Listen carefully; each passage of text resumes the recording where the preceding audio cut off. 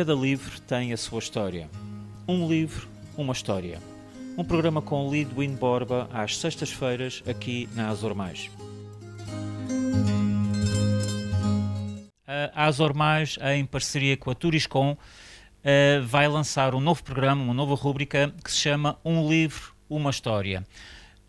E este título parece-nos perfeitamente adequado ao contexto e com quem nós vamos fazer um livro, uma história.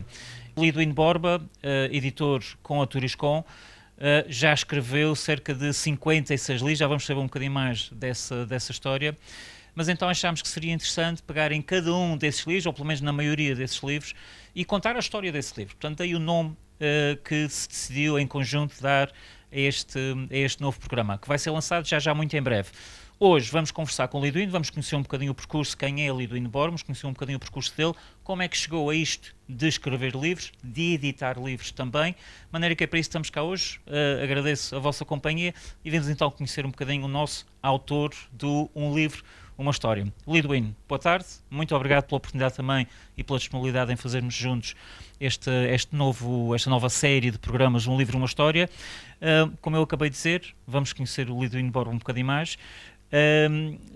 Deve ter começado a escrever mais ou menos como as outras crianças todas, penso eu, não é? Mas já vamos saber em que altura, ou pelo menos como é que foi este processo ou este progresso, onde um dia se lembrou, se calhar era bom pôr isto em páginas. Como é que foi este processo? E já agora um bocadinho da história de nasceu em São Mateus, como é que foi tudo isso? O meu nome completo é José Lidwin Melo de Borba, tenho assinado os livros por Lidwin Borba, nasci no dia 7 de fevereiro de 1956, na freguesia de São Mateus, na Canada da Arruda, número 101, onde vive hoje o meu amigo Jorge Moraes. Foi lá que eu nasci, foi lá que eu vi vi a minha adolescência, aliás, vi lá até nos mudarmos para a casa ao lado, mas depois casei para lá em 81, vi lá até 96, se não estou em erro, à altura que me mudei aqui para este lugar onde estou, na Terra Alta, também em São Mateus. Fiz alguma questão de ficar na minha freguesia, eu gosto da minha freguesia, sempre gostei, e fiz alguma questão de ficar por cá. Sou filho de um casal humilde, meu pai era caiador, minha mãe era doméstica, tenho uma irmã, é a família que temos, não temos filhos, nenhum nem outro, a nossa geração acaba aqui, digamos assim, embora da parte de meu pai e da parte de minha mãe tenho primos que têm descendência, portanto, e tios que tiveram descendência. Portanto, a família continua, embora nós, diretamente os dois, acabe aqui a nossa família. Sempre fiz a minha vida nesta parte do chamado São Mateus de Cima. Não há São Mateus de Cima nem São Mateus de Baixo, mas para nos situarmos melhor como é que as coisas funcionavam e funcionam. Eu sempre vi nesta parte de cima da freguesia, na Canada da Arruda. Nós fazíamos as compras, era na mercearia do José Chinelo, que ficava ali no caminho do meio, e ficou durante muitos anos. Íamos às festas, as festas mais preponderantes, as festas do Cantinho, que eu continuo a dizer que são as minhas festas. A escola foi a escola do Cantinho, ou chamada São Francisco das Almas. A igreja, íamos à missa e fazíamos os nossos atos, era a ermida do Cantinho, ou chamada ermida de São Francisco das Almas. Comecei a trabalhar novo, o meu pai sempre me ensinou a trabalhar e eu sempre gostei muito da educação que tive. Não tem nada a ver com os tempos de hoje. Hoje fala-se muito do trabalho infantil, são tempos diferentes, não quer dizer que um está certo e o outro está errado, não entro por aí. Sei que gostei muito da educação que tive, gostei muito desse tempo e comecei a trabalhar. Lembro-me, pelos meus 7, 8 anos já andava mais meu pai à tarde nas terras, que a gente sempre teve umas terrinhas para ter umas coisinhas para casa, embora não fosse essa a profissão dele, umas terras de renda, um serradinho ou dois. E depois fiz a escola primária no Cantinho, aqui perto, entre os 7 e os 11 anos. Já nas férias grandes, ainda com 10 anos, fui trabalhar com o meu pai era criador e eu fui trabalhar com ele nas férias grandes. Quando acabei a escola primária, arranjei um trabalho, com 11 anos, na Casa de Bordados do José Ramalho, que funcionou muitos anos na Rua dos Canos Verdes.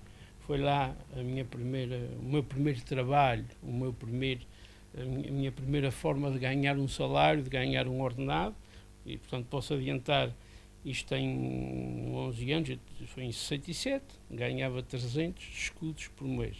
Era um rapazinho de voltas, ganhava 300 escudos por mês, 300 escudos por mês, comparado para hoje, é 1,5 €. E depois, de seguida, fui trabalhar para uma taberna que havia abaixo de Altas Covas, a chamada Taberna do Pão de Milho, do Altas Covas para o lado de São Pedro, que era o Sr. José de Pico, que era muito famoso na altura pelo pão de milho, que toda a gente ia lá comprar. Estive lá 2 meses a trabalhar. O que eu fazia era acartar pão de milho às costas numa cesta, de casa dele, da Ladeira Branca, para o Altas Covas. Olha, com 12 anos, 13 anos por aí, volta disso, às vezes era difícil. Tinha que se parar pelo caminho, pousar a cesta nos determinados muros que a gente já depois já tinha aqueles pousos certos. Apareceu na altura uma vaga no Armazém Seferino, para empregado de voltas também. E fui para lá, tive só 2 meses na taberna de pão de milho, fui para lá e estive lá como empregado de voltas. E então uma das coisas que eu fazia de manhã era ir até a casa do proprietário do Armazém Seferino, ou de quem geria o Armazém Seferino, carregar uma carroça de mão com hortaliças, com batatas, com uma série de coisas que depois eram vendidas lá no estabelecimento, e eu fazia o percurso puxando essa carroça de mão por São Pedro dentro e por Altas Covas acima. Mas o que eu hoje ainda acho alguma graça é subir o Altas Covas aos Esses e não ter trânsito que incomodasse. Quer dizer, é uma coisa inconcebível nos dias de hoje, não é? Estamos a falar do Seferino, que ainda tinha o balcão grande, o balcão de frente enorme, que atravessava ali a frente toda do lado dentro do edifício, mas aquela frente toda de balcão. Exatamente, antes deste estilo de supermercado que fechou agora há um mês ou 2 ou 3. E estive neste trabalho e gostei e tenho boas recordações. Ainda um dia destes estive em casa do Sr. Jorge Costa, que já está acamado, e choramos os dois. Porque foi uma altura... Quantos anos é que teve no Seferino? Tive 6 meses só, porque meu pai tinha um objetivo de me arranjar um bom trabalhinho, como se dizia naquele tempo. E então estava sempre à espera de uma oportunidade que ele julgava que um dia viria, e veio. Que foi na agência do Tomé de Castro, na antiga agência dos barcos, na Praça Velha, por cima da loja dos barateiros, que hoje já não funciona lá, mas na altura funcionava, em que era proprietária Dona Emília Castro e a irmã, que tinham sido herdeiras do seu pai, Tomé de Castro. Eu estive lá do dia 2 de janeiro, porque o dia 1 era feriado, dia 2 de janeiro de 70 a 31 de dezembro de 1981. 12 anos certinhos, sem tirar nem pôr um dia. Foi uma escola de vida. E era na altura um dos bons trabalhos de Angra. E era um dos bons trabalhos de Angra porquê? Porque eu vou para lá em 70 e o sábado inglês, como se falava naquela altura, era uma coisa que não existia praticamente aqui. Além disso, acrescentar o salário que era lá praticado.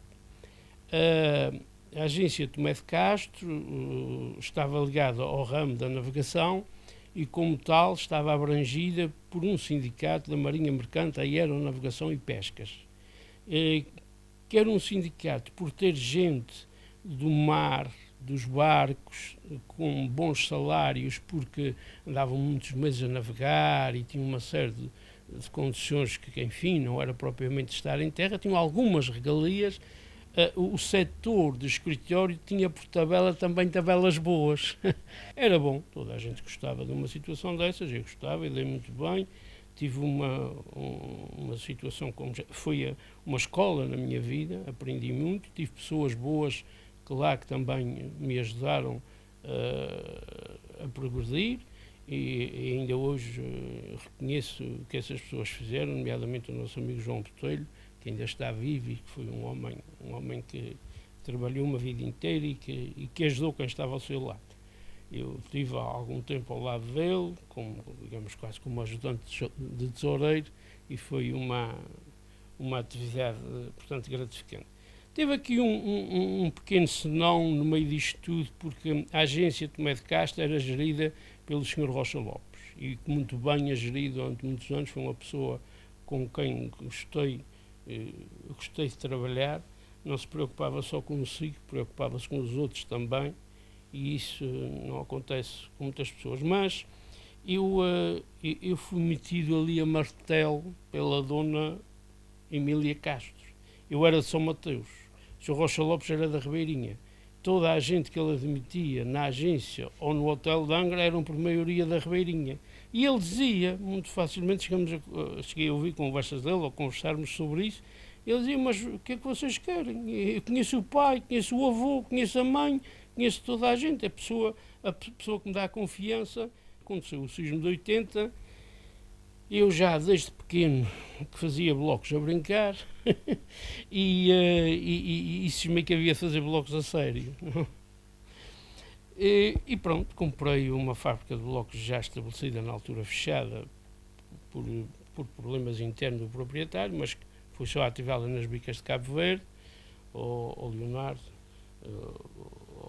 Pereira, e lá restabeleci aquilo, pus aquilo a funcionar, e foi, digamos, o meu primeiro negócio em termos de atividade própria. E seguiu, o último negócio que tenho é um armazém, ou neste caso agora uma loja, porque é mais pequeno, que eu mudei para uma loja de artigos de segunda mão, mobílias e não só. É disso que eu vivo mais a minha mulher. Os livros são à parte, são um hobby, é um gosto, é um hobby, é por gosto. Mas também não posso dizer que tenho perdido dinheiro com isso, isso também não é verdade.